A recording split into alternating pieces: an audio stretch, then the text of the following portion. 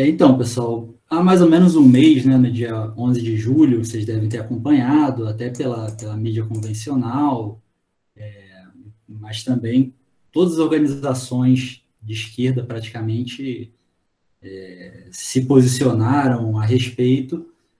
Houve um grande processo de mobilização dos trabalhadores em Cuba. Mobilização de dezenas de milhares de trabalhadores em diversas cidades do país, que irradiaram a partir dos bairros mais pobres, mais periféricos, e essas mobilizações reivindicavam coisas como remédio, alimento, energia elétrica, né? Houve apagão em vários pontos da ilha, e isso reacendeu um debate entre os trabalhadores de toda a América Latina, talvez de todo o mundo, especialmente entre os ativistas de esquerda sobre Cuba, né? E, em primeiro lugar, o debate sobre Cuba, ele naturalmente acende muitas emoções, muitas paixões e tal, daqueles que reivindicam o socialismo, que reivindicam o comunismo, ou mesmo que se reivindicam críticos ao capitalismo, o que é muito natural, porque Cuba foi a primeira revolução socialista vitoriosa na América Latina, e a expropriação da burguesia, a planificação da economia que se deu a partir da Revolução, possibilitou avanços estupendos na saúde, na educação, nas condições de vida da classe trabalhadora, a erradicação da fome, por exemplo. Porém, infelizmente, essa não é mais a dinâmica do país, né? Desde a década de 90, a partir da restauração capitalista lá nos países do leste europeu, Cuba também passou por um processo de restauração capitalista, com a privatização sob o comando de multinacionais europeias e canadenses dos setores mais dinâmicos da economia, o fim do monopólio do comércio exterior, da planificação econômica, tudo isso ruiu, isso não existe mais. O que rege a economia cubana hoje são as leis de mercado. Peraí que tem alguém pedindo para entrar aqui. Pronto. E o que mais gera confusão nos trabalhadores, nos ativistas, faz esse debate, é porque esse processo de restauração capitalista, ele foi dirigido e é dirigido pelo mesmo setor que dirigiu o processo revolucionário há 60 anos atrás. É isso que gera uma confusão muito grande. Não foi uma invasão estrangeira que restaurou, a mesma direção que conduziu a Revolução Socialista, que está conduzindo a restauração, que conduziu a restauração. Nós sempre fomos, o PSTU, a elite, sempre foi entusiasta enorme da Revolução Cubana, porém sempre criticamos a direção castrista. E a gente apontava, inclusive, que essa direção, ela, na verdade, limitou a Revolução, limitou o que poderia ter sido o alcance das conquistas da própria Revolução. Mas alguém pedindo. Peraí, tem muita gente pedindo para entrar agora, gente. Eu tenho que ficar voltando. Diferente da União Soviética, né, que passou por um processo de burocratização, que foi esvaziando o poder dos soviets e concentrando na burocracia estatal. Em Cuba, esse novo Estado, né, vamos chamar assim, que surge com a Revolução, ele já surge na forma stalinista, burocratizada, do Partido Único. Não há, nem nunca houve, para falar a verdade, organismos de controle operário no país. Ao contrário, que tenha perseguição a todos os opositores do regime, inclusive os defensores da Revolução, né? Há uma perseguição aberta aos LGBTs no país, por sua orientação sexual, que é vista como um desvio pequeno burguês ou coisa que o valha. Então, voltando às mobilizações de 11 de julho, todo esse debate foi reaberto, né, a partir dessas mobilizações. Voltando no tema das mobilizações, elas são mobilizações absolutamente legítimas, da classe trabalhadora empobrecida. Ronaldo entrou aí. São manifestações legítimas da classe trabalhadora empobrecida lutando por comida, por energia elétrica, por remédios. Para vocês terem uma ideia, o ano passado a economia cubana retrocedeu 11%, em grande parte pela queda no turismo, que hoje é a principal atividade econômica de Cuba, em razão da pandemia. O governo Dias-Canel, né, que é o atual presidente lá de Cuba, né, o chefe de Estado de Cuba, está implementando um plano que foi anunciado em 2020, um plano econômico chamado Tarefa de Ordenamento. Esse plano é um plano neoliberal, que seria repudiado em qualquer país do mundo por qualquer ativista de esquerda honesto. Alguns pontos desse plano Tarefa de Ordenamento. Tem uma série de medidas que visam a desvalorização da moeda local em 2.300%, para possibilitar a maior circulação de dólar no país. Acabar com as restrições que existem para a circulação da moeda estrangeira, para a circulação do dólar, especificamente. Já foi 5 minutos, tá, Raoni? Então, propõe a livre circulação do dólar e enfraquece propositalmente a moeda local para poder o dólar circular mais, para propiciar a circulação de dólar no país.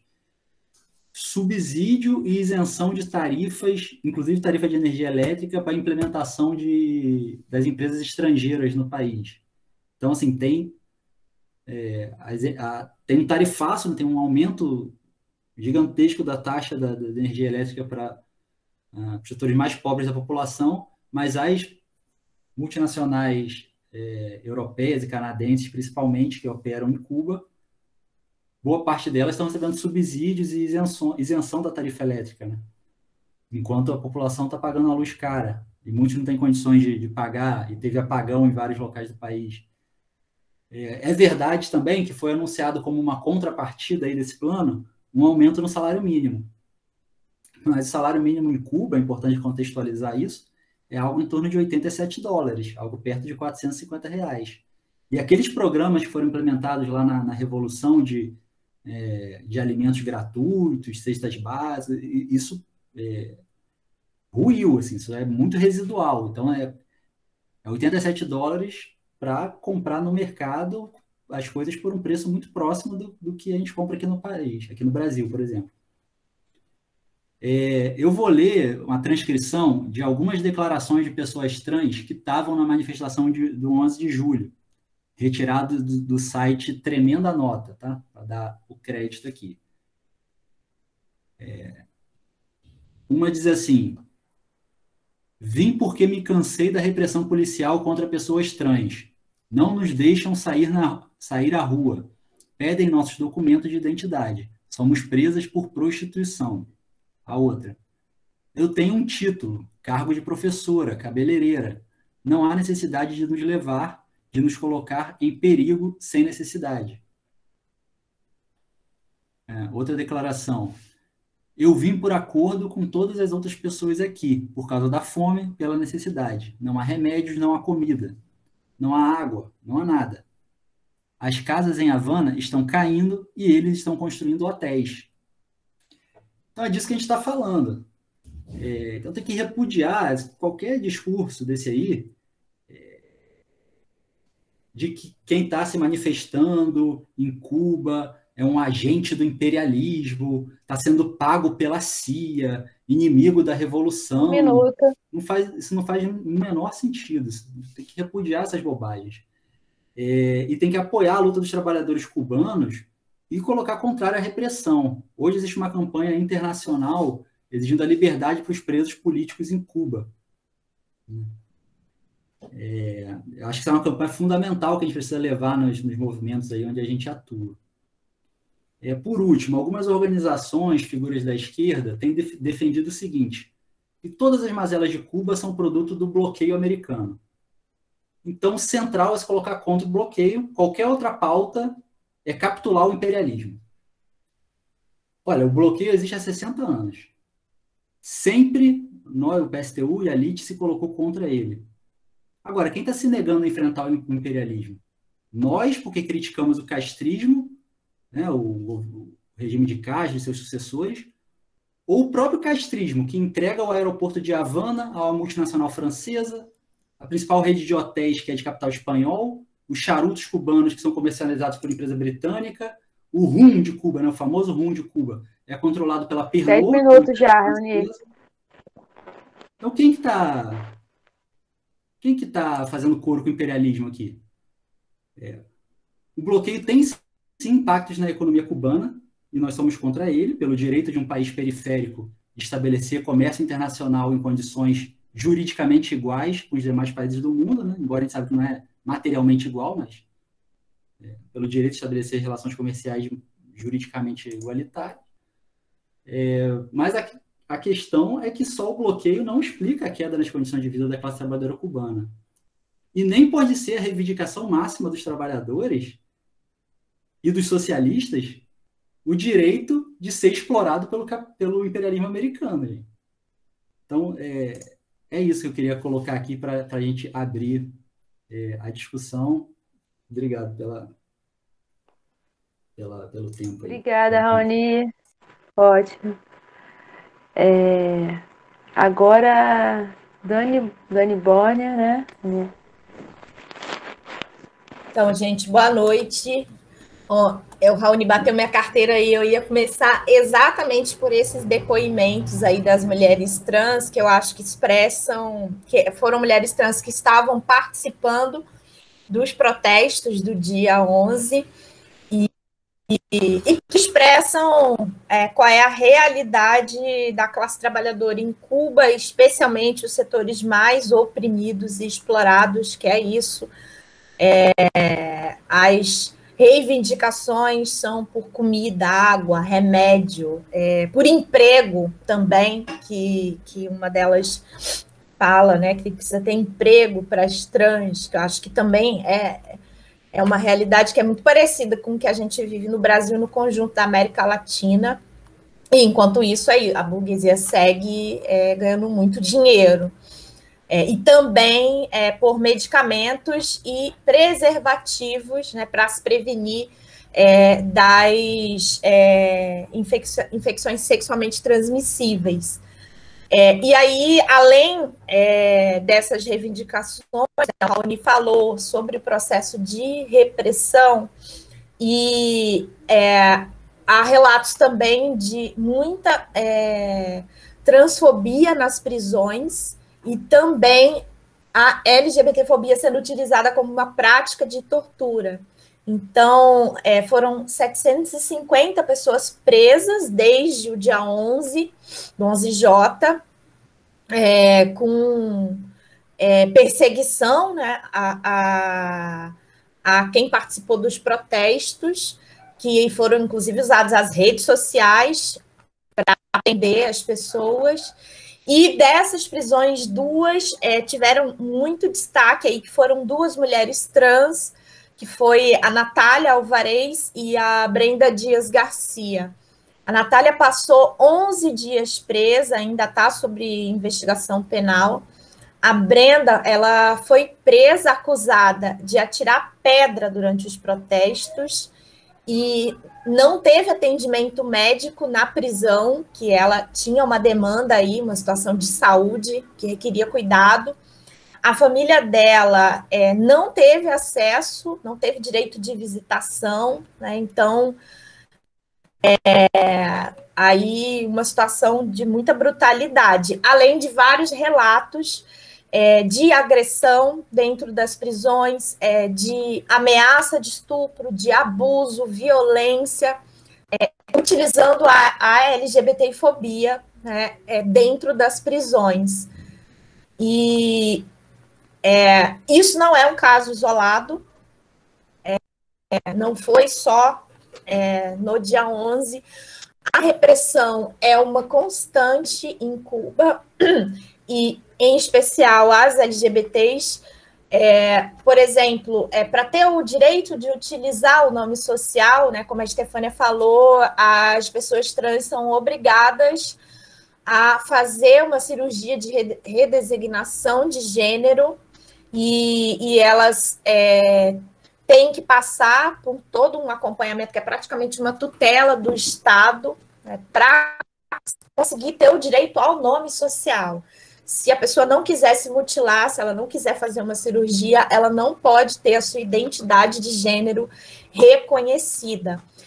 E isso significa, para quem não se submete a esse processo, uma vida de não ter reconhecimento legal, marginalização e exclusão, né? Além disso, o Código Penal prevê uma abordagem policial caso as pessoas tenham uma conduta chamada antissocial, o que muitas mulheres trans, muitas pessoas trans se incluem, então são alvo constante aí das abordagens policiais. E também a outra forma de repressão é a prisão por prostituição, que embora o Código Penal condene, né, o proxenetismo, mas muitas vezes as mulheres são presas, né, e encarceradas aí, então é constante a repressão policial. E aí, essa situação, a participação massiva da comunidade LGBT, das LGBTs trabalhadoras nos atos do dia 11, também não foi um fato isolado. Tem um processo de luta, elas participaram massivamente por toda a situação que vivenciam, que é comum ao conjunto da classe trabalhadora, mas também agravante aí da opressão, isso não foi um fato isolado, é um processo que vem se desenvolvendo de questionamento ao regime, de organização independente 5 minutos, também. Dani. Beleza. Que lá todas as marchas LGBTs, como tem no mundo inteiro, né, por conta da rebelião de Stonewall, tem que ter autorização do Estado, o Estado que organiza, mas já em 2019, por exemplo, né, teve uma marcha independente, ou seja, não autorizada pelo Estado, que foi organizada pelas redes sociais, reuniu centenas de pessoas em Havana, por exemplo, e foi justamente no contexto dos debates da nova Constituição. E a comunidade LGBT queria discutir um artigo que era o Código das Famílias, né, que ia ser definido 2 anos depois da Constituição, mas que ali se teria a possibilidade de aprovar a união homoafetiva. Então, essa manifestação, essa marcha, teve uma repressão violenta, e isso gerou toda uma comoção. Então, além disso, né, desse processo de repressão, o próprio Fidel Castro, em 2010, deu uma entrevista em que ele admite, faz a autocrítica por ter submetido as LGBTIs a campos agrícolas de trabalho forçado, torturas, expulsão dos empregos e obrigá-las a esconder suas identidades para sobreviver. Então, para o próprio Fidel admitir isso, é porque a realidade é bastante dura. Então, não tem políticas para a inclusão das LGBTIs, para atender aí as suas necessidades mais básicas, e a repressão à expressão da sua orientação sexual. As poucas aberturas que existem são com o objetivo aí de melhorar a imagem pública do país para apresentar aí Cuba como um paraíso turístico, né? Então, está tudo a serviço de uma burguesia que, no caso, europeia e canadense, né, que ganha muito dinheiro. E aí, além disso, tem uma relação muito estreita do regime com o Vaticano. Em 2015, por exemplo, o Papa Francisco foi recebido com honras de autoridade E a Igreja Católica não só tem recuperado suas propriedades em Cuba, como também cumprido um papel aí de limitar o avanço ideológico dos costumes, todo esse atraso que permeia no Estado cubano. Então, assim, o que aconteceu no dia 11 é fruto de todo um processo de indignação com as condições concretas de vida que a restauração do capitalismo imposto para a classe trabalhadora, com a repressão brutal de uma ditadura capitalista, que é isso, e que utiliza-se da opressão para Resta um minuto, Dani. sobreviver. E isso é muito diferente do que significa o socialismo. Na verdade, o que a burocracia que restaurou o capitalismo em Cuba faz é se utilizar dessas opressões para se manter, para perpetuar o regime lá. A exemplo, né, do regime stalinista, por exemplo, da União Soviética, né, que jogou no ralo aí todas as conquistas, os avanços que a Revolução Russa trouxe, como, por exemplo, resolver num decreto a questão do casamento, do aborto, né, o direito ao aborto das mulheres, e em Cuba isso não foi garantido em momento nenhum, né? Então, o que a gente vê lá é a classe trabalhadora dizendo chega, né? Chega de capitalismo, né? Chega de ditadura capitalista, e é muito importante todo o nosso apoio e solidariedade a esse processo de mobilização para que a gente consiga avançar aí para uma revolução socialista mundial sem exploração e sem opressão. Ótimo, Dani. Tudo bem. Agora, a Deise Oliveira, eu vou propor que a gente faça a inscrição pelo chat, né? Comece a fazer a inscrição agora na fala da Deise. Ok, pessoal? Pode começar, Deise. Eu marco aqui o seu tempo. Olá, pessoal. Boa noite a todos. Obrigada a todo mundo que reservou um tempo para discutir Cuba, socialismo, sobre a ótica das mulheres negras e dos LGBTs. Por que a gente colocou aqui essa discussão? Por conta do 25 de julho, né?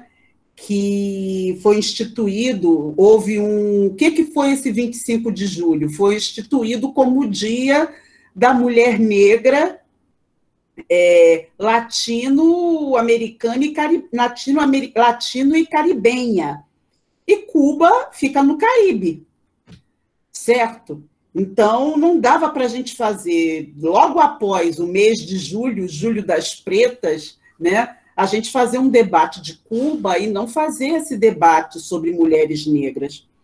E a questão também LGBT, né? Enfim, a revolta de Stonewall, que começou por mulheres trans negras nos Estados Unidos. Então, a gente não podia deixar isso de fora. Como é que foi o Dia Latino-Americano da Mulher Negra? Foi fruto de um encontro em 1992, na República Dominicana. Foi um encontro latino-americano de mulheres negras com o objetivo de destruir a invisibilidade das mulheres negras. E aqui no Brasil, é um dia também que se homenageia a Teresa de Benguela. Teresa de Benguela, lá para mais de 1700, foi uma líder quilombola importante. Todo mundo fala do Zumbi dos Palmares, né? E, enfim, mas foi uma liderança importante. No quilombo de Teresa de Benguela, ela instituiu uma espécie de parlamento, onde se discutia, se fazia uma administração do quilombo junto com aquela população quilombola importante. E ela, nesse quilombo, ela instituiu importantes instrumentos de defesa. Isso é, na história, quando as pessoas geralmente falam da Maria Quitéria, né, que se vestiu de homem para poder participar de um exército, e, no entanto, Dandara, no século, enfim, em 1660, lá no Quilombo dos Palmares, já era uma chefe militar. Teresa de Benguela instituiu esse sistema de defesa. Mulheres negras já pegavam em armas para poder defender os quilombos, defender sua liberdade. Então, por isso a importância desse dia. Claro, o Dia da Mulher Negra tem que ser todo dia, mas isso é muito importante para a gente poder discutir. E aí, antes de falar da situação das mulheres negras no Brasil, no Caribe, principalmente a questão de Cuba, eu quero levantar o seguinte: quem somos nós, mulheres negras? Tá certo, recebemos os piores salários. Somos aquelas que criam os filhos sozinhas, né, sem ter feito os filhos sozinha. Isso é importante. Por exemplo, a Daiane dos Santos, quando falou da Rebeca Andrade, que fez aquela maravilha nas Olimpíadas, encantou o mundo com o baile, né, de favela e bar, né, com uma introdução de bar. A Daiane dos Santos falou isso, né? A primeira medalha no Mundial de Ginástica foi de uma mulher negra, no caso, ela mesma. E ela depois chegou e comentou sobre isso, né? A primeira medalha de ouro em Olimpíada na ginástica no Brasil foi de uma menina negra que foi Rebeca.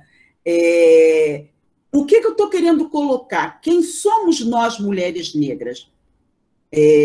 Somos muito marcadas por aquelas que sofrem, aquela que recebe tudo de pior, não é? A sofredora. Eu acho que a gente precisa mudar isso, tá bom? Não é nossa culpa. E a Daiane dos Santos, retomando, ela falava: a Rebeca é filha de uma mãe solo, porque o pai dela não participa da vida dela. Enfim, então, para a gente poder ter clareza disso, tá bom? A mulher negra é aquela que tem o poder de provocar o debate do machismo, do racismo, da desigualdade social. E quando são mulheres LGBTIs, provocam o debate da LGBTfobia. Então é isso, nós provocamos polêmica. Mesmo que a gente não queira, mesmo que a gente seja dado estatístico, a gente denuncia, a gente provoca essas polêmicas. Por isso a invisibilidade. Por isso a desvalorização social em todos os sentidos. Entendeu? Por isso, porque a gente coloca o dedo na ferida. Entende? E aí, isso também, infelizmente, essa realidade também acontece em Cuba. Tem vários estudos. Por exemplo, Cuba, a libertação teve um processo de escravidão também muito forte, que nem no Brasil, tá bom?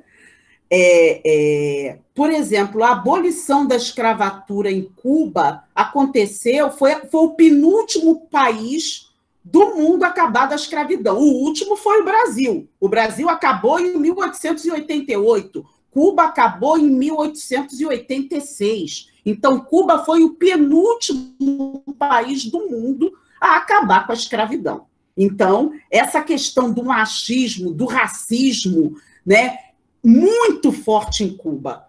E também por conta de todo esse passado escravista, exemplo do Brasil. E qual é a questão que eu estou querendo aqui também colocar? Por exemplo, em Cuba, no Brasil, vários imigrantes foram trazidos para poder branquear o país. Durante o debate, em Cuba aconteceu a mesma coisa. A burguesia cubana, ela também recorreu à imigração para branquear Cuba. A exemplo do Brasil. Isso é quando você vai estudar Cuba, você vê muita coisa parecida com a nossa realidade, com a nossa sociedade. Por exemplo, durante o processo da abolição da escravatura, a exemplo também do que aconteceu no Brasil, em Cuba, se discutia o que fazer com os negros. Teve todas essas teorias do racismo científico, também chegaram em Cuba. A tese de que enquanto Cuba fosse muito negra, Cuba não iria progredir. Aqui no Brasil também tinha essa tese, que enquanto o Brasil continuasse sendo muito negro, muito índio, o Brasil também não iria avançar. E em Cuba também teve a questão do ideal de branqueamento muito forte. E aí, eu peguei um pouco a situação das mulheres negras em Cuba, que foi um encontro fazendo gênero por parte que é uma revista da UFRJ, onde Gisele Cristina dos Santos, né, ela apresentou um trabalho sobre identidade e imaginário social, mulheres negras em Cuba após 50 anos de revolução. Enfim, ela é bacharel e licenciada em História pela PUC de São Paulo. E aí, o que ela fez? Ela recorreu à história... E o que ela percebeu? Assim, só para a gente ver que tudo isso que o Dani falou, o Raoni falou, sobre a questão da crise econômica em Cuba, após a queda do leste europeu, que é conhecido como período especial em Cuba. Especial por quê? Porque após a queda do leste europeu, Cuba também participou desse processo de restauração capitalista. E aí, o que se viu durante todo o período de Castro no debate da questão racial? Que, em nome da unidade nacional de Cuba, todo o debate de racismo foi visto como algo que iria dividir Cuba. Então, em nome da unidade nacional, não vamos debater a questão do racismo, não vamos debater a questão do machismo. Por exemplo, hoje, tu pergunta para muitas pessoas negras em Cuba qual é a contribuição do negro para Cuba. Boa parte não consegue responder. E aí... 10 minutos já. E aí, eu só precisava só de mais uns 2 minutinhos. É possível? Tá ok, sim. É possível? E ela fez uma entrevista com 10 mulheres cubanas. Por exemplo, publicidade. Se nota muita invisibilidade das mulheres negras em Cuba, tem desigualdade racial, né? Tem problemas de machismo sério, e onde o que se vê? Se vê toda um processo de discriminação de mulheres negras, enfim, uma erotização forte de mulheres negras. Essa questão do turismo em Cuba, o que se vê? As mulheres negras aparecem geralmente nuas ou seminuas em anúncios de turismo, entendeu? Uma das entrevistadas falou para ela: eu nasci uma mulher negra cubana, sou jovem, não posso ser outra coisa, inclusive se sou universitária, sou prostituta. Isso é, eu não posso ser outra coisa. Então, o que eu estou querendo aqui dizer? Qual é a lição que a gente tem aqui para trazer? A tese stalinista do socialismo num só país, ou do progressivismo, não tem que ser, foi um erro histórico, que não dá para a gente sair repetindo. Entendeu? Por que que as forças produtivas de Cuba não avançaram? Porque não avançou, porque Fidel orientou, por exemplo, a não expropriação da burguesia na Nicarágua. Os PCs vieram com essa mesma concepção, né? Que foi o acordo de Alta Potsdam. O bloco socialista não mexe no bloco capitalista para que o bloco capitalista não mexesse no bloco socialista. É muita ingenuidade. 12 minutos. Entendeu? Enfim, El Salvador foi uma revolução que foi também nos anos 80 derrotada por orientação também de Fidel. Isso é aquela ideia da burguesia progressista. A burguesia não é progressista porcaria nenhuma, gente, em nenhum lugar. Entendeu? Ela é genocida, ela está hoje querendo fazer a reforma do ensino que destrói o direito nosso à educação, vai botar mulheres negras que têm um número grande no desemprego, ela destrói com a PEC 32 os serviços públicos, é voltar o Brasil ao período da escravidão. Então, mais do que nunca, é fortalecer a ideia de uma greve geral sanitária para derrubar Bolsonaro, entendeu? E toda uma unidade latino-americana para a gente ter novas revoluções socialistas mundiais. Porque enquanto tiver capitalismo numa ilha, entendeu? Vai ser uma ameaça. Vai impedir que a gente tenha igualdade social, vai fortalecer o machismo, fortalecer o racismo e fortalecer a LGBTfobia. E vamos aí para o debate. Excelente, Deise. Ótima fala. Bom, vamos começar. 3 minutos para cada intervenção, tá, pessoal? Deixa eu ver aqui, a primeira inscrição é Sabrina Abreu. Pode começar, Sabrina.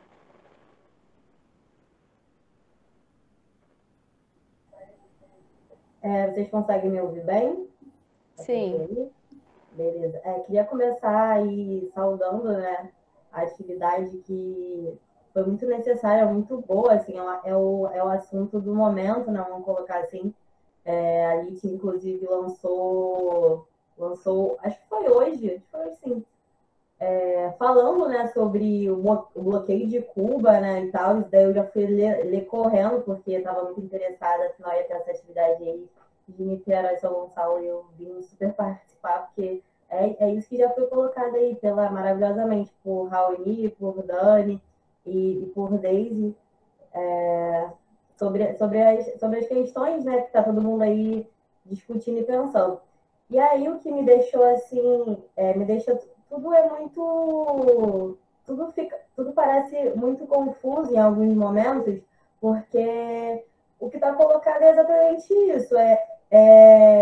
Há 70 anos o que acontece em Cuba é um crime imperialista, assim, sabe? Esse bloqueio econômico é um verdadeiro absurdo. E eles querem colocar, a esquerda, né, principalmente os stalinistas, querem colocar como se o governo de Cuba, né, o Estado cubano, não estivesse reprimindo os atos, porque, na verdade, a política deles não está feita para esses setores aí oprimidos, né, que somos nós, mulheres negras, LGBTs e tudo mais.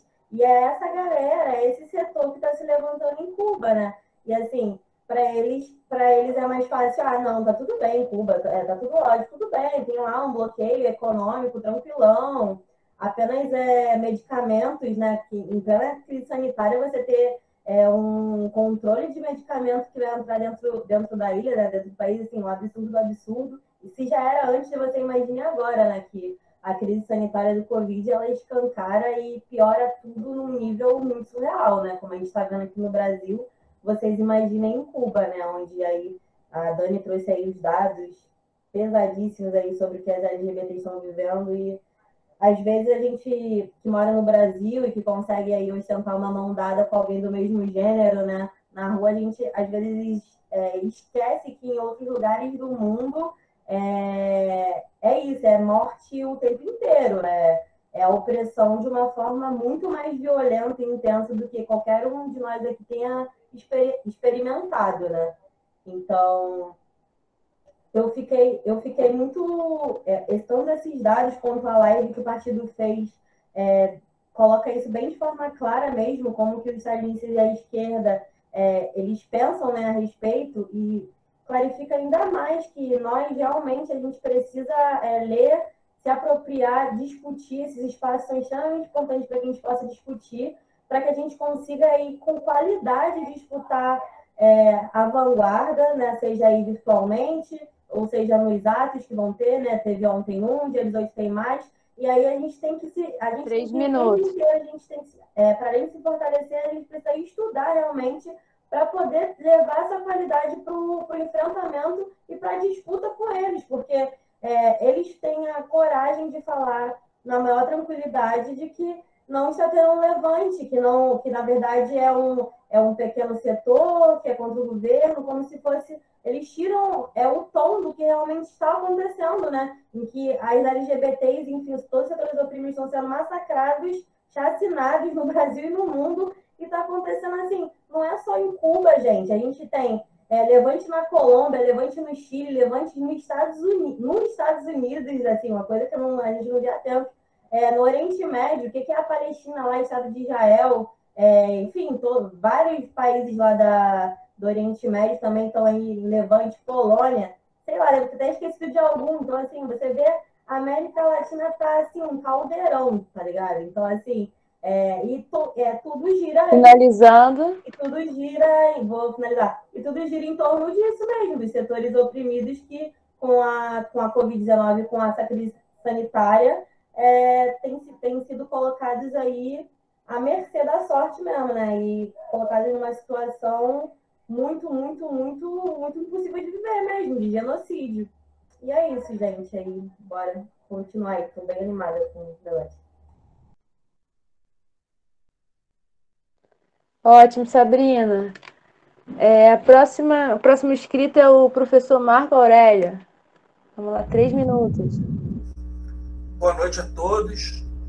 Quero parabenizar também nosso partido por essa iniciativa importante. Me avisa quando faltar um minuto, por favor.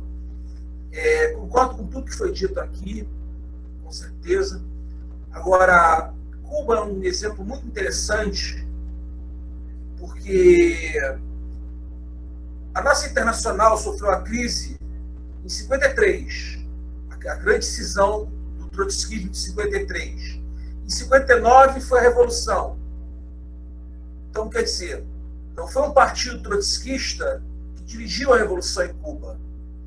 Nossa corrente morenista, Rafael Moreno já afirmava isso, aconteceu sim uma revolução, mas Cuba não foi, desde o início, nunca foi um país socialista. Se tornou, sim, um Estado operário, mas burocratizado, onde foi feita a expropriação da burguesia, mas a propriedade ficou na mão de uma casta burocrática, no caso do castrismo de Fidel Castro. Ou seja, não foi implantada em Cuba a ditadura democrática do operariado. E até hoje, na ilha de Cuba, a classe trabalhadora vive uma ditadura sobre ela. Então nós temos que rechaçar, sim, e apoiar, sim, todas as mobilizações, seja de LGBTI, de trabalhadores, de trabalhadoras, que querem liberdade em Cuba. Temos, sim. Nós temos, inclusive, setores da esquerda tentam dizer que Cuba ainda é socialista. Não, Cuba não é mais socialista. Há necessidade, sim, de se fazer uma nova revolução para que Cuba volte a ser socialista. Não só Cuba, mas a revolução, como sabemos, ela tem que ser internacional. Agora, setores da esquerda, da igreja, como Frei Beto, também falam a mesma coisa. Não, temos que defender. Não é só o Papa, que é mais conservador. A própria teologia da libertação também fala isso. Frei Beto é exemplo. Frei Beto fala muito isso. Não, Cuba é socialista, temos que defender Cuba. Não, não temos que defender Cuba. Esse regime ditatorial que tem... Falta um minuto. Não temos que defender. Agora, eu queria só chamar a atenção, num minuto que me falta. Eu fiz um estudo, até coloquei na Wikipédia, quem puder entrar na Wikipédia, coloca lá Ramon Mercader, que foi o assassino de Trotsky. Trotsky vai completar agora esse mês 81 anos de assassinato. Quando Ramon Mercader foi preso no México, ele saiu em 61 e ficou transitando o tempo todo entre Cuba e União Soviética. Inclusive, Fidel Castro se tornou um amigo particular, amigo íntimo do Ramon Mercado. Ele deu uma casa em Havana em 1978. Em Havana se sabia desde o início quem era o assassino de Leon Trotsky. Nós sabemos que isso é categoricamente, né? Como nós sabemos, Fidel Castro nunca escondeu suas inclinações para o stalinismo, nunca. Mas, 3 minutos. Para terminar, procurem na Wikipédia, que eu coloquei na Wikipédia, Ramon Mercader, para entender um pouco sobre as ligações com o trotskismo e o stalinismo. Por fim, mês que vem no canal Curta, para terminar, no canal Curta da NET, vai passar um documentário interessante sobre Frida Kahlo, onde vai ter cenas do funeral de Trotsky, do assassinato. Quem puder assistir no canal Curta, vale a pena. É a Casa Azul de Frida Kahlo. É mês que vem, se eu não me engano, no início do mês que vem. Muito obrigado, boa noite. Boa noite, obrigada, Marcos. O próximo inscrito é Roberto Baeta. Boa noite a todos. É uma honra estar aqui fazendo esse debate, estar discutindo aqui sobre Cuba, né? E eu quero ir direto ao ponto. Cuba é socialista? Claro que não. Cuba não é socialista. O que acontece em Cuba é o fracasso do stalinismo. Tivemos em primeiro momento, como disse o professor anteriormente, o Estado operário, que já nasceu burocratizado e que virou, né? E que hoje se tornou socialista, que se tornou capitalista, que se torna capitalista. E a estratégia do capitalismo é isso: gera fome, gera miséria, gera opressão. Temos as LGBTs sendo perseguidas, temos os negros e negras sendo perseguidas, a opressão na ilha é gigantesca. Há setores da esquerda que dizem que os manifestantes são agentes do imperialismo. É bastante interessante, porque eram jovens de 15, 16 anos. Eles foram treinados quando? Quando eram bebês, com 6 meses de idade. Eu gostaria, né, de entender os agentes do imperialismo treinados com 6 meses de idade. Então, gente, a saída ainda é o socialismo. Não tem outro caminho. E é o socialismo internacional. Não adianta ficar num só país, tem que se expandir para o mundo inteiro. A classe trabalhadora tem que tomar o poder. Não tem outra alternativa. Não há outra alternativa a não ser tomar o poder. Por quê? O que a gente vê é cada vez mais o quê? A destruição da classe trabalhadora. A destruição, o extermínio, o genocídio da classe trabalhadora. E quais são os setores mais atingidos? Os setores oprimidos. As mulheres, as trans. Em Cuba, metade da população é composta por negros e negras. É composta por negros e negras. Então, o que a gente pode perceber que a saída é o socialismo e que o stalinismo, ele fracassou. Ele fracassou. Defender que Cuba é socialista é o mesmo que afirmar que tigres viraram vegetarianos. É quase que impossível. Não tem como. Não tem como ter socialismo com opressão. Não tem como ter socialismo com perseguição às LGBTs, com fome e miséria. Isso não é socialismo, isso é capitalismo. Eu encerro aqui.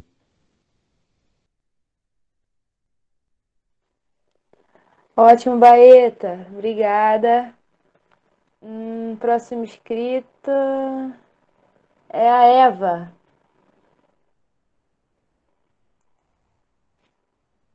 Eva tá aí? Tá, né? Tô vendo mais.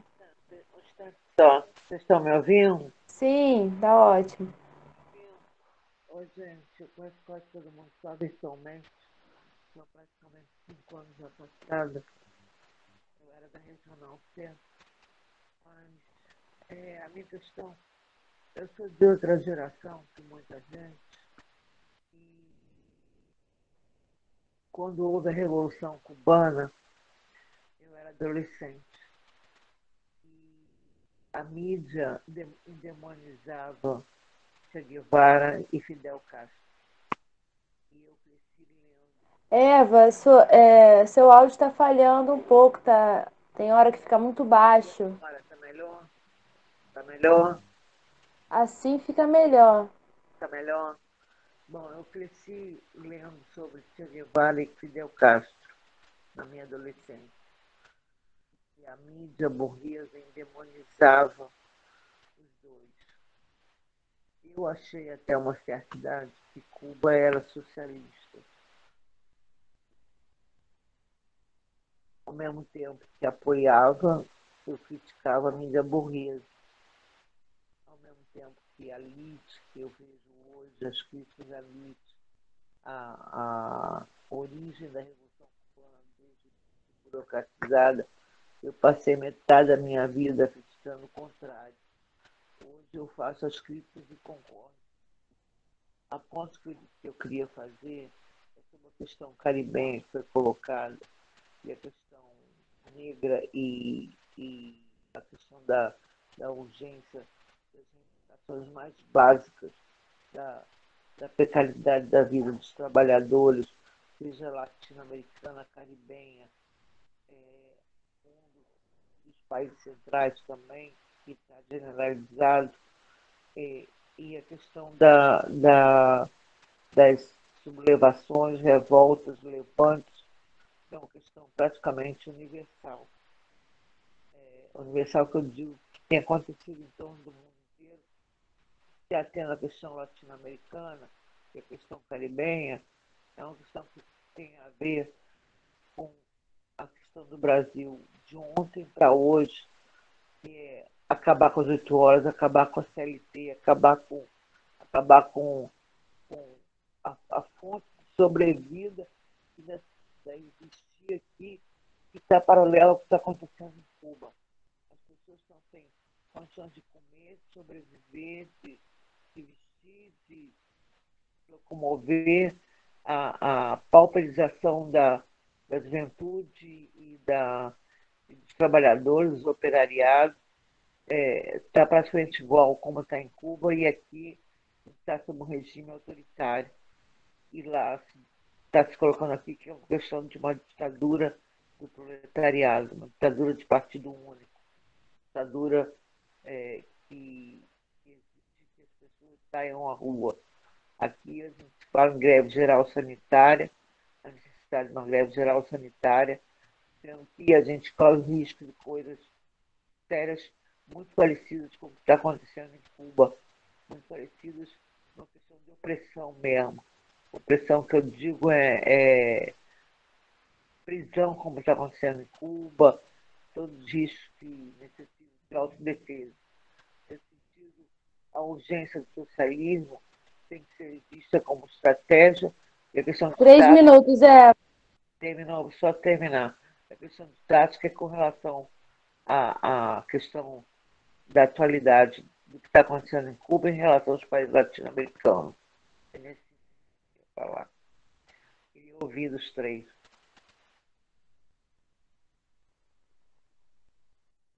Eva, repete, por favor, que você. Acho que você botou uma pergunta, né? Ficou meio ruim o som.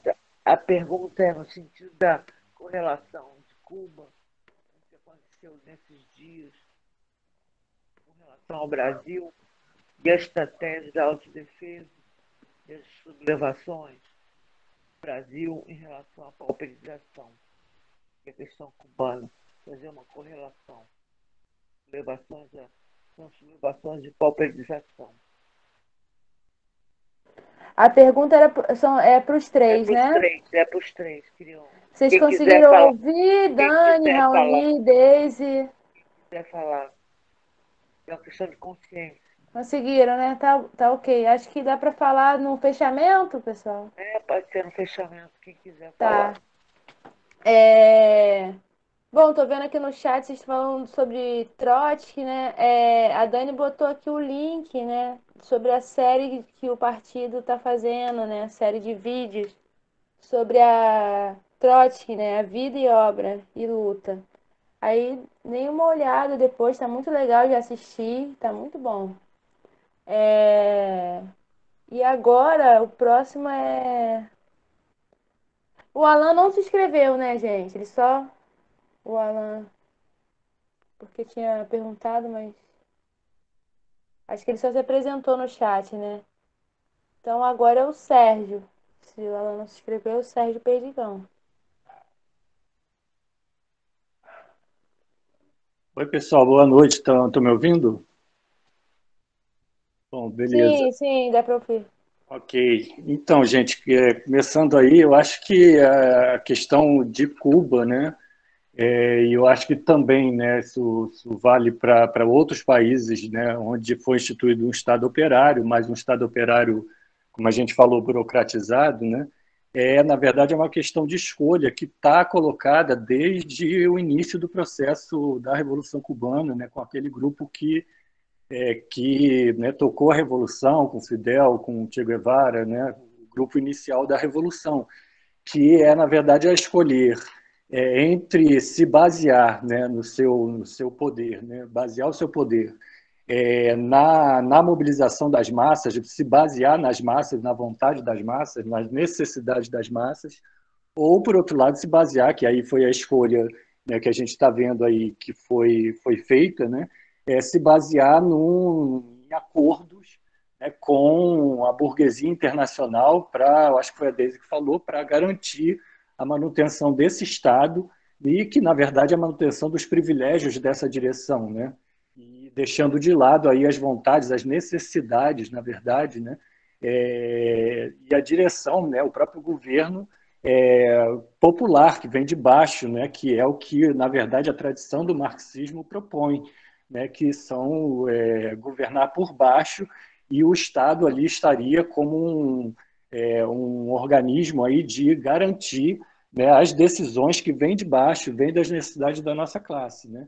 E abandonar essa perspectiva, né, não se basear nas massas, né, acaba o governo, né, stalinista e o governo castrista em Cuba, né, ficando na mão dos interesses da burguesia, né? Então, não há possibilidade de você governar sozinho ou governar para alguém sem ter sem ter a classe trabalhadora, né, participando ativamente do governo desse Estado, né?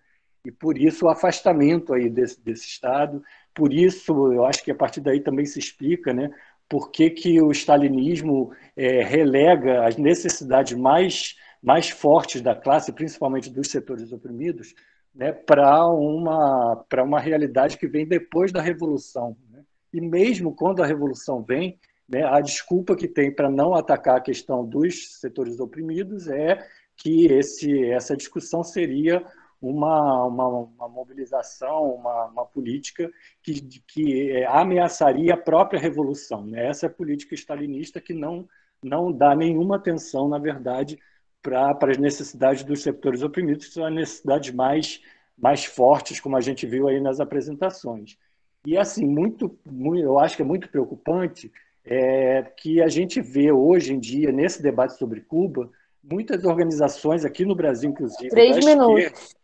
Já indo para concluir, muitas organizações da esquerda defendendo esse tipo de Estado stalinista, burocratizado e afastado das vontades e das necessidades das massas como algo positivo e justifica isso com a necessidade de se unir com a burguesia para derrotar um mal maior, que no caso aqui do Brasil é o Bolsonaro. Então, é muito preocupante isso, porque isso, na verdade, justifica o poder da burguesia para continuar nos explorando e avançando nas opressões.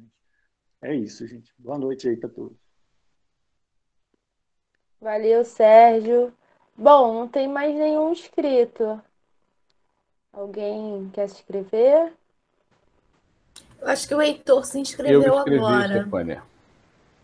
Ah, apareceu agora. Para mim. É, Então vai lá, Heitor. 3 minutos. beleza. Então, eu achei muito interessante esse tema aqui, iniciado pelo Raoni, sobre o tema do bloqueio. né? E é muito importante a gente entender esse tema, porque me parece que ele é um principal elemento que nós devemos, sim, defender contra o bloqueio, contra qualquer tipo de intervenção imperialista em Cuba, ou qualquer outro país. E, na verdade, ele também se transpõe como um outro bloqueio, né? Porque setores centristas também se apoiam muito nisso para fazer, né, toda uma proteção a Cuba, como se as vitórias da Revolução de 59 existissem até hoje, né? Então, qualquer questionamento ao regime de Cuba, qualquer manifestação de fato, faz parecer, né, para fora que quem é contra Cuba está sendo financiado pela CIA, pelos Estados Unidos, coisa do tipo, né? Um total absurdo. Então, esse debate é muito importante, acho que o texto da Internacional da LIT, publicado ontem, nos ajuda muito, né, a conhecer, de fato, mais detalhes para enriquecer o debate. Chama atenção também para um outro texto que está no nosso site, assinado pelo camarada lá João Pessoa, desde o título, né, Cuba hoje é socialista, comunista, está em processo de restauração ou já é capitalista? É uma grande interrogação, né? E esse problema apontado do ponto de vista econômico e político aqui pelos camaradas não são novos, né? Eu, inclusive, só para relatar aqui, eu tive a oportunidade, há 25 anos atrás, 96, conhecer nessa realidade. Teve um evento internacional em Havana, né? Todas as direções sindicalistas da América Latina foram convidadas. Foi um cara do PT ou do PCdoB, pra você ter ideia. Foi representando a Federação Nacional de Trabalhadores dos Correios. Era um evento financiado por duas burocracias sindicais, a CGT francesa e as Comissões Obreiras de Espanha, né, que tem uma tarefa de cooptar, né, lideranças sindicais para defender, de fato, esse regime. Esse é o papel dessas burocracias, né? E lá, também, sustentado isso pela aristocracia operária da Central de Trabalhadores de Cuba, a CTC cubana, né? E a experiência foi dramática. Eu voltei de lá um tanto quanto deprimido, né? As atividades voltadas para a gente ir no campo, ajudar na colheita, aquela história toda que eles fazem, na verdade, aquilo ali era só uma máscara. Na verdade, o que está por trás daquilo ali é, de fato, um atrativo para o turismo, onde, vocês terem uma ideia, algumas praias, os cidadãos cubanos, os trabalhadores cubanos não têm acesso, não podem ter acesso, que é proibido. É estritamente reservada para o turismo. Praias lindíssimas, Varadeiro, uma praia lindíssima, onde o trabalhador de Cuba não pode entrar. Tem barreira na estrada. Isso é 3 minutos. Ok, já concluo. Isso é 25 anos atrás. Imagina hoje. Então, olha, corrupção nas ruas, né, com comércio paralelo, prostituição à porta dos hotéis, tudo isso já está escancarado, 25 anos atrás, camaradas. Não são problemas novos, que o processo de restauração capitalista ajudou a se voltar, né?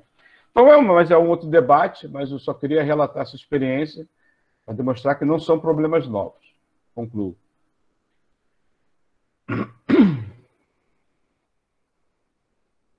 Obrigada, Heitor. Bom, não tem mais ninguém inscrito. O Marco Aurélio pediu para falar novamente. Eu acho que se não tem... Vou falar até rapidinho, não vou demorar muito, não. Tudo bem. Já que ninguém se inscreveu, acho que tudo bem. Vai lá, Marco Aurélio. Pode. Obrigado. É importante isso que o Heitor colocou, que eu tive uma irmã também, minha irmã, teve em Havana alguns anos atrás, e Havana é o turismo. Turismo, tudo é luxo. Agora, periferia, meu amigo, é pobreza extrema. Então, esse negócio que Cuba é o paraíso socialista, mentira, é miséria capitalista. Miséria capitalista mesmo. Essa é a verdade. Tá? Eu só queria concluir o seguinte, teve em 2020, houve um encontro internacional sobre Leon Trotsky, que foi organizado em Havana, e foi até virtual, parece, por causa da pandemia. mas está na moda agora, tá muito em voga as discussões sobre Trotsky, textos de Trotsky, entre a esquerda, a dita esquerda, né? Não sei até que são eles stalinistas também, né? Não sei até que ponto está a coisa lá, mas a juventude, essa que não se cooptou pelo castrismo, está muito interessada em leituras sobre Trotsky, né? Não é à toa que até aquele jornalista, se não estou enganado, é o Frank, me corrija, Martins, que foi preso, né? Que é um jornalista, historiador marxista, né? Ele foi um dos organizadores lá do Encontro Internacional Leon Trotsky. Então a gente tem que estar muito preparado, né? E, inclusive, nós, como a editora Sanderman, que somos os que mais vendemos livros de Trotsky no Brasil, temos que também disponibilizar livros para esses camaradas que estão ávidos em conhecer as teorias trotskistas, né? Revolução Permanente, Programa de Transição, as obras de Trotsky, Revolução Traída. Então, vamos propagandear, né? Já que está na moda em Cuba ler Trotsky, então vamos pegar nossa editora aí para esses companheiros e companheiras lerem as obras de Trotsky, né? Vamos aproveitar a ocasião. É só isso que eu queria registrar, tá? Muito obrigado. Ótimo. A gente fala. Nem passou do tempo, foram 2 minutos. Não tem mais inscrição, tem? Tem. Eu vou. Tem gente inscrita. Se não tiver, eu posso falar. O Frank Garcia se inscreu, é isso? Não, é o nome do... É o nome do jornalista. É o nome do jornalista. Frank tá. Obrigado aí, Raul. Poderia. Baeta, é bom se ele estivesse aqui se inscrever. Baeta quer falar, então?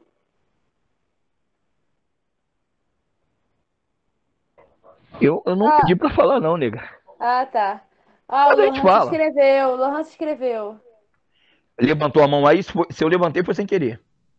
Não, achei. Eu confundi. Vai lá, Lohan, 3 minutos. Uma das coisas que eu recomendo aqui, quem ainda não assistiu, sobre o tema de Cuba, né? É o debate que teve do Breno Altman, do Opera Mundi, com o Eduardo Almeida, né? Lá ajuda a esclarecer muito do que a gente está debatendo aqui, né? E tem um ponto lá que eles falam sobre essa questão também, né, de como Cuba tratou essa questão, né, da LGBTQIA+, das mulheres negras, enfim. E é interessante ver lá no debate, né, que o próprio Breno, né, que é um jornalista e tal, e ele ali está fazendo um papel ali de defensor, né, do regime cubano, né, que é aquela ditadura capitalista, que a gente vê claramente que ali já houve uma restauração capitalista, né? Mas o Breno e a galera que defende o regime lá fala que não, que lá ainda é socialismo, é uma etapa do socialismo e tal. E aí, só quando chega nesse assunto, né, ele mesmo reconhece, então, e a todo momento ele está defendendo ali Cuba, mas ele mesmo reconhece que a ditadura cubana, ela realmente oprimiu e reprimiu, né, as LGBTs ali em Cuba, né, e a questão do próprio racismo, né, quando o Eduardo Almeida pergunta para ele, fala, Breno, mas como é que você explica nessa questão, né, de que a maioria do povo cubano é negra, mas na cúpula da ditadura, né, se mantém ali o mesmo grupo, né, de pessoas brancas e tal. Não necessariamente a gente está falando aqui daquela questão de ocupar espaço, não é isso. Mas isso também é um sintoma de que ali não tem essa democracia, né, que os stalinistas dizem de que ali é algum tipo de democracia. Não é democracia nenhuma, nem operária, nem nenhuma, na verdade. Né? Praticamente uma oligarquia, né, uma família. Inclusive, quando o Breno vai falando lá das pessoas que estão lá no poder e tal, ele menciona, ministro tal, não sei o quê. Você ouve o nome de pessoas da família Castro, que ainda estão, apesar de não ser, o ditador não ser o sobrenome Castro, mas tem pessoas da família que ainda estão lá na cúpula ali, entendeu? Então, e pessoas brancas e tal. Então, dá para ver explicitamente que é um grupo de pessoas, né, de uma elite que se formou, uma casta que se formou ali, né? E essa casta tem se tornado, né, praticamente a burguesia do país, né, a nova burguesia ali, né? E aí no debate, né, e como foi colocado aqui, mostra, né, se enfatiza essa questão de como que aquilo tudo foi vendido lá para empresas europeias e tal, e como que o imperialismo europeu está basicamente já comprou a ilha, praticamente, né? Então, a grande disputa que acontece em Cuba é entre o imperialismo europeu e o imperialismo americano.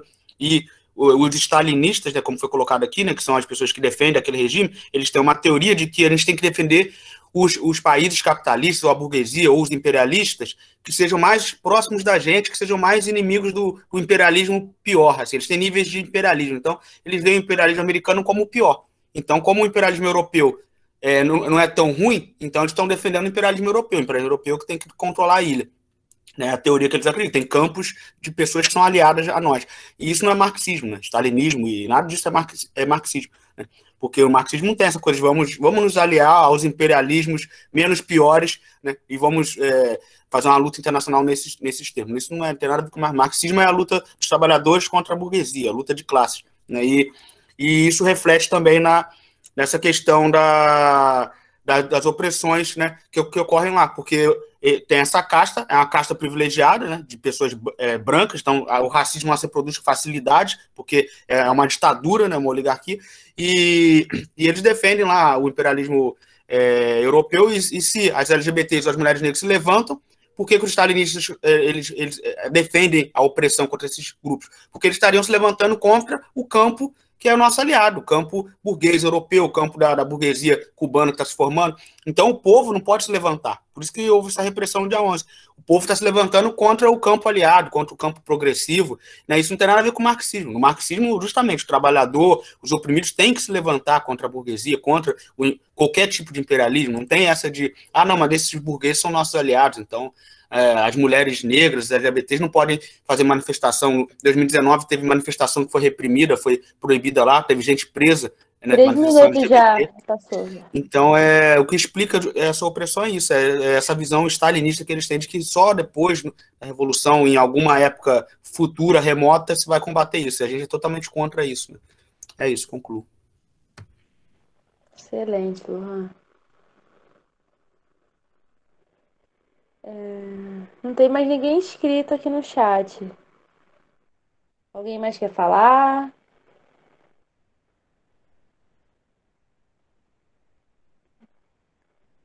Dani falou alguma coisa aí? Não, tá com o microfone fechado.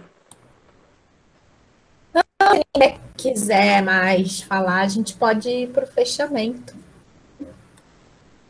Então podemos caminhar para o fechamento. Vamos fazer na ordem, ou quem quer começar a fechar? Na ordem que começou? Então, eu vou marcar 5 minutos, tá bom, Raoni? Aí você começa. Tá, pode ser. Vai lá. Primeiro, agradecer a todo mundo que veio aqui. Achei que o debate foi muito bom, todas as contribuições. E é um debate que é importante a gente fazer mesmo, até para se sentir mais seguro para debater com os trabalhadores. Assim, o debate sobre Cuba meio que foi ressuscitado, a companheira, acho que Eva falou, né? A minha geração não foi uma geração que viveu tão intensamente assim o debate sobre Cuba. Quando eu comecei a militar, o tema do momento da galera castrista assim, era a Venezuela, entendeu? Chaves e tal. E o Cuba meio que ressurgiu mais popularmente, assim, mais massificado no debate aqui no Brasil, a partir da ultradireita, né? Quando o Bolsonaro entrou aí, vai para Cuba, aquela história toda, aí trouxe debate. Eu acho importante a gente compreender profundamente. Inclusive, assim, tem uma série de textos que a LIT publicou, textos mais recentes, mais antigos. Depois a gente pode fazer um compilado dessas matérias e botar o link para vocês darem uma olhada, para aprofundar até algumas discussões que não deu para a gente aprofundar aqui. Assim, tem um setor da esquerda, né, aqui no Brasil, que parece que achou o santo graal para explicar qualquer rebelião em qualquer país periférico do mundo. Qualquer país que não seja um dos países centrais, onde tem uma rebelião, eles encontraram o segredo de Fátima para explicar. Explica tudo. Pode ser Líbia, Egito, Paraguai, Cuba, Ucrânia, o que for, é sempre um complô do imperialismo orquestrado pela CIA. Ninguém apresenta um documento que demonstre isso, mas está sempre lá essa explicação, entendeu? É incrível. Mas tem uma explicação mais assim, tem uma tese um pouco mais refinada, que os companheiros que fala o seguinte: não, as manifestações são legítimas, é isso mesmo, é o povo, tal, dificuldade, pauperização, mas elas foram sequestradas pelo imperialismo através das redes sociais, tal. Bom, qualquer manifestação em um país periférico, principalmente se ela tomar uma proporção de massa, ela vai ser disputada pelo imperialismo, gente. Isso é evidente que existe isso. Se a gente partir dessa explicação para dizer que não temos que apoiar essa manifestação, a gente não apoia nenhuma rebelião em nenhum país periférico no mundo.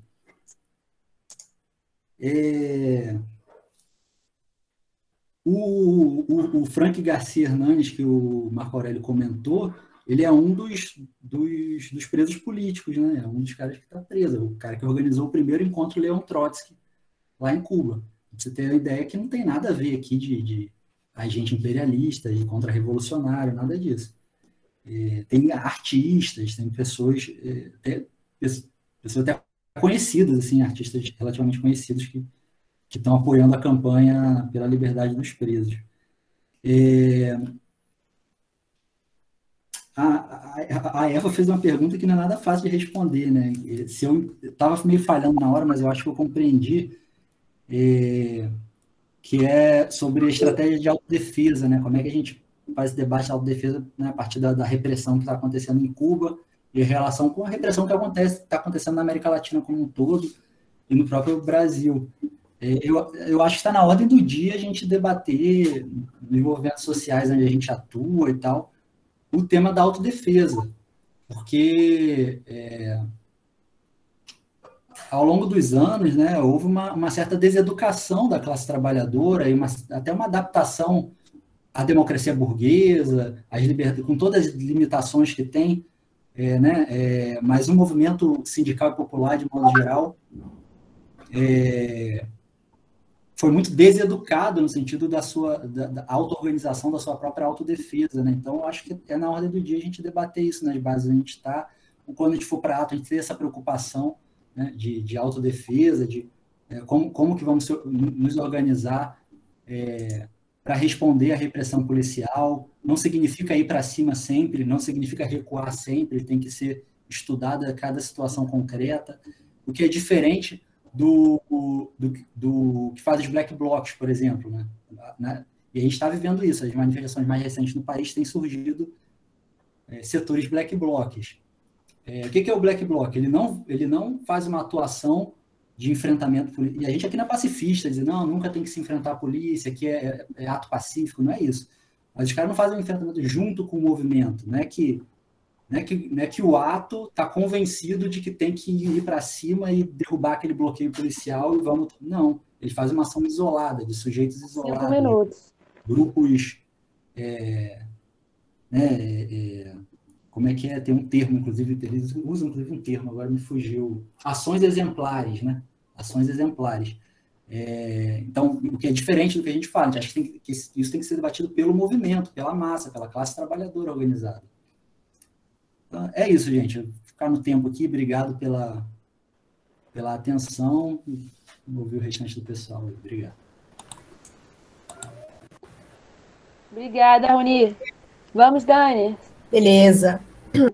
Não, então, queria começar pegando aí esse tema que a Eva pautou, a Raoni pegou aí. Eu acho que não só a autodefesa, mas a auto-organização da classe trabalhadora, independente dos governos e patrões, é muito importante, inclusive para a sua defesa, a nossa defesa física, principalmente para nós LGBTIs, é fundamental. Mas a auto-organização é uma necessidade. Eu acho que foi isso esse exemplo que as LGBTIs deram em Cuba ao fazer marchas independentes, né, do Estado. E é muito importante, está na ordem do dia. Falo isso porque, por exemplo, aqui no Brasil, a gente tem um cenário que não é muito distante de Cuba, nas condições econômicas, sanitárias, em vários bairros, por exemplo, no município do Rio de Janeiro, Niterói e São Gonçalo, falta água, por exemplo, cotidianamente, né? a gente está diante de uma burguesia que tem o projeto de recolonizar toda a América Latina, da classe trabalhadora na informalidade, agora está nos colocando para a morte. A política é de destruição das forças produtivas, matar gente, deixar morrer gente com a pandemia. E um setor que abandona a estratégia do socialismo, que abandona essa perspectiva de derrotar o capitalismo em prol de defender o capitalismo, defender a democracia burguesa, apostar no processo eleitoral, né, que é um setor que aposta na chamada Frente Ampla Eleitoral, que aqui no Brasil tem de um tudo, né? Até o Rodrigo Maia, o PDT, que está na prefeitura aqui de Niterói, né? E que é o setor que abre mão da independência de classe, abre mão da classe lutar e lutar de forma organizada, né? E que agora cumpre o papel de frear as lutas da classe. A Frente Brasil Popular, por exemplo, declarou já que não é para ter nenhuma manifestação nacional pelo Fora Bolsonaro e Mourão. Então, a auto-organização da nossa classe pela base, em cada local de trabalho, em cada bairro, é fundamental nesse momento. E aí, para que a gente supere o capitalismo, né? Não é para semear a ilusão, nem de que, como acontece em Cuba, de que é um país que é amigável às LGBTIs, ou de que a saída é individual, de que a saída é cada um virar um empreendedor, parte do mercado pink, ou ser assessor de um parlamentar, ou ser blogueira, né, como agora está na moda aí, mas é apostar na unidade da classe trabalhadora. Porque esse setor, né, castrista, stalinista, abandonou a estratégia do socialismo. E aí, agora, neste momento em que os setores oprimidos da classe estão numa situação drástica e que estão se colocando em luta, não dá mais para invisibilizar, não dá para negar, para dizer que é uma luta para depois da revolução. Esses setores se apropriam de todo o arsenal teórico que a burguesia produz para disputar a consciência dos trabalhadores, né? Desde dizer que basta mostrar mulheres negras na TV, basta mostrar as mulheres, basta mostrar LGBTIs, é uma questão de representatividade, ou é só uma questão de mudança de linguagem, né? Que é só a gente usar o gênero neutro, apesar disso ser importante, mas e não a destruição do capitalismo e a construção de uma sociedade socialista. Então, a gente defender a luta dos setores oprimidos e explorados, não só em Cuba, mas não só na América Latina, mas todos os processos de luta que estão acontecendo no mundo, e que o conjunto da classe trabalhadora tome para si essas lutas, é fundamental para unificar a classe trabalhadora e derrotar o capitalismo e construir uma sociedade socialista, né, sem exploração, sem opressão. Então, todo o apoio, né, à luta das LGBTIs cubanas, liberdade a todos os presos políticos, pelo fim da ditadura de Díaz-Canel. 5 minutos, Dani. E não ao apoio dos Estados Unidos, nenhuma intervenção imperialista em Cuba. Acabei. Ótimo, excelente, Dani. Agora, para fechar, Deise Oliveira. Olha, eu queria, assim, propor como um fechamento, porque a gente também tinha que... Vou botar a Dani no fogo um pouquinho, que a gente lesse, depois da minha intervenção, se Dani poderia ler, botar na tela, o Manifesto LGBT. É possível, Dani? Que a gente tirou do encontro do partido, hein? Sim, sim. Para a gente botar na tela depois, para a gente poder mostrar para as pessoas, né? Porque também foi o objetivo que estava na convocatória. agora aqui falando de mulher negra, né? Nós, assim, quando eu passei a estudar mulher negra, foi quando eu passei a entender, né? Essa situação. E depois que eu vi que isso que a gente está fazendo, você vê Stonewall, a revolta de Stonewall dos LGBTs, teve as mulheres trans negras como vanguarda, como direção desse processo.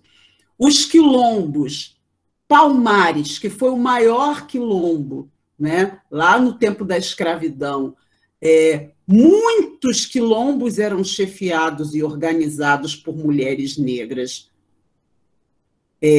Quem construiu o quilombo dos Palmares foi a Cotirene. E Teresa de Benguela é um exemplo de mulher negra que organizou quilombo, de liderança. E, de novo, eu vou dizer, o processo de Cuba. O Fourier, que foi um socialista utópico, ele dizia, para você ver o nível de uma sociedade, até mesmo de degradação, né? Olha a situação das mulheres. O Fourier dizia isso. Você olhar o nível de degradação, o nível de desenvolvimento, é mostrar a situação das mulheres. Então, nesse sentido, se você for olhar hoje o mundo capitalista nos Estados Unidos, na América Latina, em Cuba, no Brasil, é você olhar a situação das mulheres negras. Por exemplo, quem foi a primeira vítima do Covid no Brasil? Foi uma empregada doméstica negra, que pegou dos patrões, que não tiveram a cara de pau. Olá, Cláudia, tudo bem? Grande professora Cláudia, organiza um trabalho no Macedo Soares sobre questão racial, que volte e meia a gente vai lá fazer. Prazer, Cláudia, vê-la aqui. Que não tiveram, entendeu? A sem-vergonhice de socorrê-la. Mandaram chamar a família para poder resolver o problema. Foi a primeira vítima de Covid-19. Um exemplo, o caso da Mirtes, a mãe do Miguel, que até hoje a gente pede a justiça, denunciou a situação das empregadas domésticas. Muitas famílias obrigam as empregadas domésticas, que majoritariamente são negras, são mulheres negras, para dormirem dentro de casa. Entendeu? Qual é a política do movimento, inclusive do sindicato das empregadas domésticas? É quarentena remunerada para as empregadas domésticas. E a sociedade capitalista não garante isso, não consegue garantir esse tipo de coisa. Então, olha só a situação. Mirtes foi passear com o cachorro da Sari, que era enfim, esposa do prefeito, né, ali daquela cidade de Pernambuco. O cachorro teve mais valor do que o menino Miguel. Isso é a Mirtes teve cuidado com o cachorro dela, e cuidado esse que ela não pôde ter com o filho, o menino Miguel. E aí mostra elementos da escravidão. Isso é, na escravidão, a mulher negra não tinha o direito de ser mãe, porque seu filho podia ser vendido. Então, muitas mulheres negras fugiam, e inclusive fugiam com os filhos, porque não tem sentido pai e mãe se liberar e os filhos não se libertarem. Família de trabalhadores tem que ser uma família de luta. Então, isso é uma situação importante. Mulheres negras na escravidão fugiam e fugiam muito. Se você olhar os anúncios de fuga, de busca de escravos, você vai ver, você vai olhar lá a quantidade de busca de escravas. As mulheres negras lutavam. Então, essa ideia da mulher impotente não tem sentido. E outra coisa, as mulheres negras também denunciam a situação de Cuba. Se alguém está querendo dados, está querendo saber se Cuba é socialista ou não, olhe a situação das mulheres negras em Cuba. E aí, o problema do stalinismo, essa tese do socialismo num só país, essa tese do clientelismo, de que os trabalhadores são impotentes, você tem que procurar algum burguês para ajudar. Escravos erraram nisso. A conjuração baiana, todo mundo lá que foi morto, que queriam um Brasil livre, né? Enfim, diferente da Inconfidência Mineira, por exemplo, o que aconteceu? Quando viram que queriam a libertação dos escravos, os senhores de escravos abandonaram o movimento e denunciaram todos os escravos que estavam participando daquela revolta. Tiradentes, por que ele foi enforcado? Porque ele era o mais pobre. Então, são exemplos de história que diz que não dá para pobre trabalhador se unir com achar que tem setores bonzinhos. 6 minutos já, daí. Dos senhores de escravos. Não tem como. Entendeu? E outra coisa, o debate do machismo, do racismo, da LGBTfobia. O stalinismo educou os trabalhadores de que discutir racismo, discutir machismo, discutir LGBTfobia, inclusive dentro da classe trabalhadora, dentro do movimento, divide o movimento. E obriga, principalmente, que as mulheres negras silenciem. Pregam o quê? A impotência da mulher negra, né? Tá errado isso, porque não tem nada a ver com a nossa vida, não tem nada a ver com a nossa história. Nada a ver. Então, hoje, quem denuncia o capitalismo, a ditadura capitalista em Cuba, são as mulheres negras. São as mulheres negras adolescentes que estão presas. Encerrando, Deise. Entendeu? Então, é isso. Né? Por isso que muita gente diz, para encerrar mesmo, só mais 30 segundos. Muito jogador de futebol, fica com Lara. O que você acha, Deise? Eu acho o seguinte, escravo, homens submissos, escravos, faça bom proveito.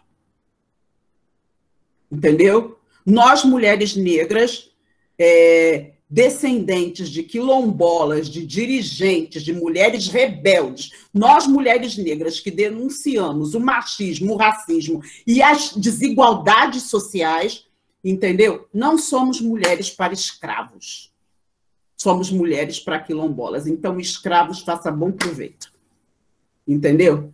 Então, é isso. Somos mulheres e o lugar das mulheres negras é na Revolução Socialista Mundial.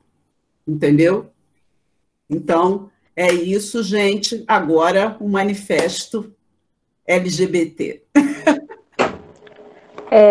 Dani vai... Presença de todo mundo. Obrigada, Deise. Excelente fala. Dani, acho que botou o manifesto no chat. Vai botar na tela? Vou colocar na tela. Vamos ver se eu consigo. Bom, enquanto a Dani está colocando o manifesto na tela, eu queria lembrar da Greve Nacional dos Servidores Públicos, dia 18. E o ato, vai ter um ato aqui em Niterói, em frente ao Nilo Peçanha, às 9 horas. Conseguiu. Beleza, tá aparecendo então, né, gente? Tá. Vamos lá. Manifesto das LGBTIs do PSTU. Lutar contra a LGBTfobia para unir nossa classe contra o capitalismo. Nós, LGBTIs da classe trabalhadora, nunca tivemos em plenitude o direito à igualdade e a viver livremente nossa orientação sexual e identidade de gênero no capitalismo. Esse sistema nos nega os direitos mais básicos, como o emprego, o acesso aos serviços públicos de saúde, educação, moradia digna e até o direito de viver nosso amor sem sermos violentadas e assassinadas. A pandemia aprofundou essas injustiças e desigualdades. Fomos jogadas no desemprego e na miséria. Hoje, além do Covid, enfrentamos a pandemia das doenças mentais e da fome. Bolsonaro é a face mais cruel do capitalismo. A ultradireita no poder fez retroceder conquistas históricas que arrancamos com muita luta, como o tratamento de referência em medicamentos gratuitos a pacientes soropositivos. Não destinou 1 centavo sequer ao combate à LGBTfobia e apresentou o projeto Escola Sem Partido. Bolsonaro e toda a sua laia, Damares, o asqueroso Flávio Bolsonaro e outros setores reacionários do Congresso incentivam o ódio às LGBTIs, às mulheres, negros, indígenas e imigrantes, não simplesmente como cortina de fumaça, mas a serviço de impor seu projeto genocida e autoritário, pois as opressões dividem nossa classe. Contudo, se a nossa existência já é uma resistência, diante dessa catástrofe social, não poderíamos nos calar e voltar para o armário. Pelo contrário, as LGBTIs têm tomado as ruas para botar para fora Bolsonaro e toda a sua corja. Estamos lado a lado da classe trabalhadora, nas lutas do continente e em todo o mundo, como na Colômbia, Chile, Estados Unidos, Oriente Médio, Polônia, contra os ataques e desmandos da ultradireita LGBTfóbica, mas também dos governos ditos progressistas.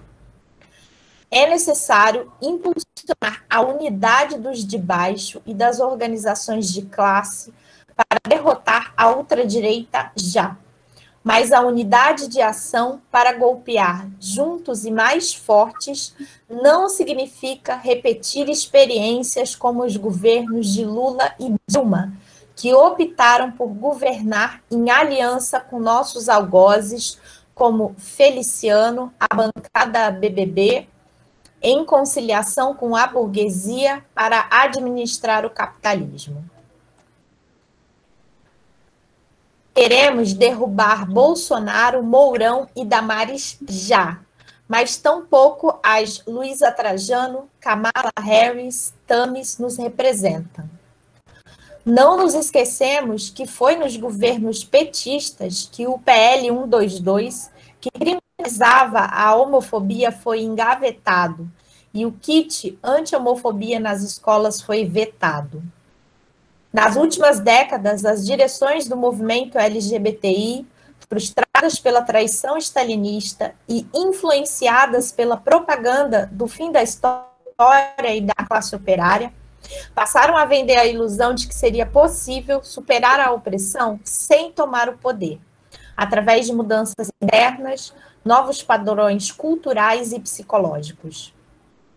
O discurso queer, que parece ousado e busca abalar as mentes mais conservadoras, na verdade, ao não se propor a modificar as bases materiais dessa sociedade, mantém as LGBTIs trabalhadoras reféns da ideologia burguesa.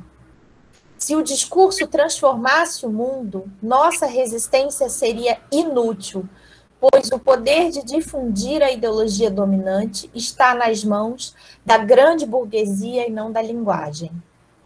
Assim, influenciadas por essa visão, a maioria das direções do movimento LGBTI e os partidos da esquerda reformista e stalinista se limitaram a defender políticas identitárias de empoderamento através do consumo e do empreendedorismo. Para nós, não basta eleger LGBTIs, empoderar algumas de nós, enquanto a base social assola as LGBTIs pobres. Reconhecer toda a diversidade deve servir para nos unir numa luta implacável contra a opressão e a exploração. Não para dividir as lésbicas, bi, gays, trans e intersexo em trincheiras separadas, onde só um determinado grupo oprimido pode falar por si e ser sozinho o sujeito de sua libertação. A visão meramente identitária nos aprisiona nos limites que a classe dominante permite. Lutar por migalhas, por cargos parlamentares, por espaços nas instituições podres desse regime. Eles temem que os oprimidos e explorados se unam para destruir o sistema capitalista. Diferente do que prega o manifesto do Nation Queer, nossos inimigos não são os heterossexuais. São os 1% de milionários banqueiros, as grandes empresas, inclusive as que se definem friendly, como marketing para atrair o mercado do pink money, mas no dia a dia superexploram as LGBTs trabalhadoras, que em geral estão nos postos de trabalho menos remunerados e terceirizados. Não serve o empoderamento de algumas às custas da exploração da maioria. Seguimos resistindo para existir. Não há trégua para nós, mas sozinhas estamos limitadas e precisamos saber quem são nossos aliados. Há muitos outros setores oprimidos, como os indígenas, negros e negras, migrantes e todos aqueles que vivem sob um território ocupado ou não reconhecido, que não são LGBTIs, mas têm suas vidas marcadas pela opressão. E a luta por uma vida plena, por uma sociedade na qual tenhamos direitos e dignidade, passa por destruir o sistema de exploração que nos oprime. Isso só vai acontecer se nos aliarmos àqueles e aquelas que produzem tudo que existe no mundo, a classe trabalhadora. Essa é uma necessidade sem a qual seria impossível superar o sistema capitalista e construir uma nova sociedade socialista. Por isso, temos que resgatar o espírito combativo e radicalizado de Stonewall e fazer de novo uma rebelião das LGBTIs. Mas precisamos ir além, pois as conquistas que obtemos no capitalismo são limitadas, passageiras e podem retroceder a qualquer momento. A libertação de nossas identidades e a possibilidade de vivenciar nossa sexualidade plenamente só será possível destruindo as bases dessa sociedade dividida em classes, em que a burguesia se aproveita e reproduz a opressão para superexplorar as LGBTIs e dividir a classe trabalhadora. Por isso, precisamos ganhar os héteros da classe trabalhadora para defender as nossas bandeiras, para lutar junto conosco contra o capitalismo. Para unificar os trabalhadores em toda a sua diversidade e identidade de gênero, é necessário combater a LGBTfobia e toda forma de opressão, inclusive dentro da nossa classe, pois nossa missão histórica é uma só: explodir esse sistema de opressão e exploração e construir uma sociedade socialista. Contra a LGBTfobia, nossas vidas importam por vacina, emprego e auxílio. Contra o projeto Escola Sem Partido, pela retomada do programa de gratuidade do tratamento de pacientes soropositivos, por educação sexual nas escolas e criminalização real da LGBTfobia. Organizar as LGBTIs em comitês de base, colunas nos atos, junto à classe trabalhadora, para botar para fora Bolsonaro, Mourão, Damares e toda a sua corja. Façamos Stonewall de novo e vamos além. Lutar contra a LGBTfobia, contra o capitalismo e por uma sociedade socialista. É isso aí. Não se esqueçam, meu povo, se Palmares não existe mais, faremos Palmares de novo.